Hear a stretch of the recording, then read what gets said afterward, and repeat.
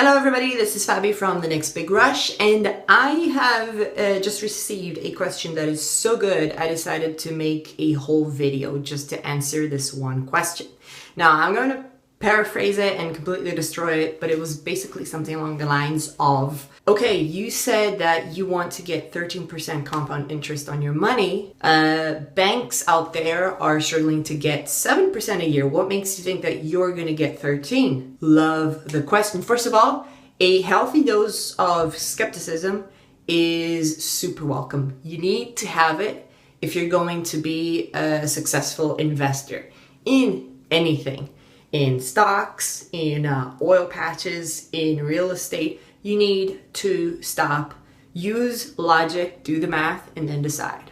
So, to answer the question, and I'm sorry I forgot the name of the person who asked it, is, okay, so let's go through just a few things as to why banks can't get that much money and speculators can and actually do. This is not just a philosophical, maybe it will happen. No. Speculators make a lot more than your average bank. And this is why. Banks, by definition, need to be big institutions. Okay? And here, I'm not just talking about banks, I'm talking about all financial bodies. Okay? All financial institutions. So your hedge funds, your mutual funds, banks, etc. Let's understand what they are. They're a financial body, usually with shareholders, and they report quarterly, and they need to move around just an immense amount of money. Now, with all of these characteristics,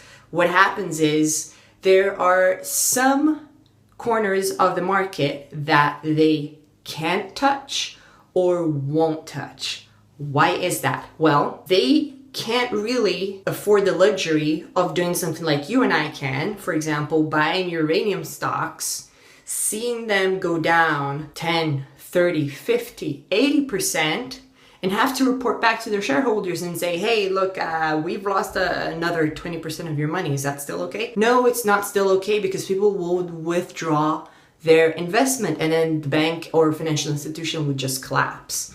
That can't happen. Okay, what you and I can do is just seeing red for months and maybe years, and then seeing the wave up and riding that, banks can afford to do that because they need to report quarterly about their progress. That's one thing.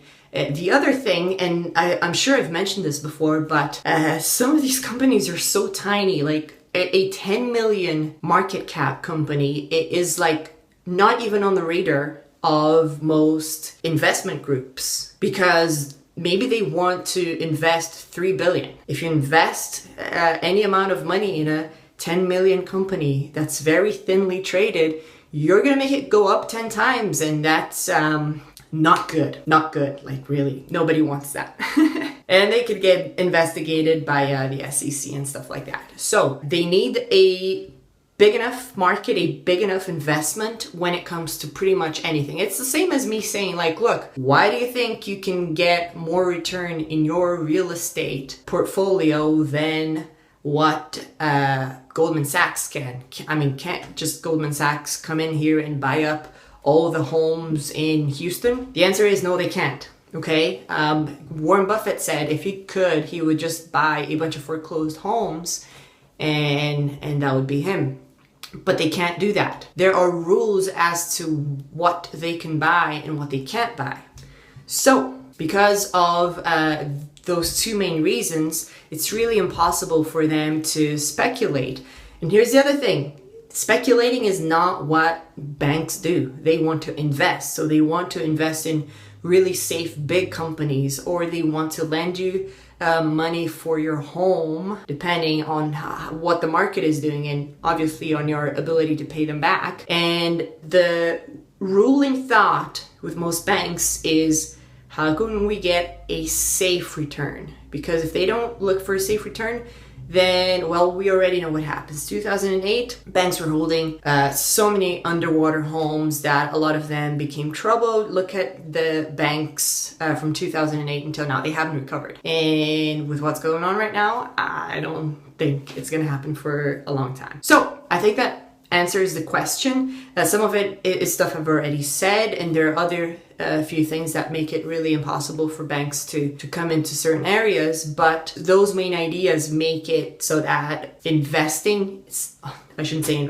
speculating in resource stocks is often a no-go for most of those banks. And if they are allowed to, say, buy Barrick or Freeport or a big company like that, well, they can only buy so much. Again, they're looking for safety, so they're gonna put a little tiny bit of money into the big mining companies, but then they have to buy bonds. They have to buy the euro or the dollar, and the whole idea of diversification is very, very followed in big institutions, and it seems like the bigger you get, the more diversified they are, so they just sort of try to grow very slowly without dropping any baskets.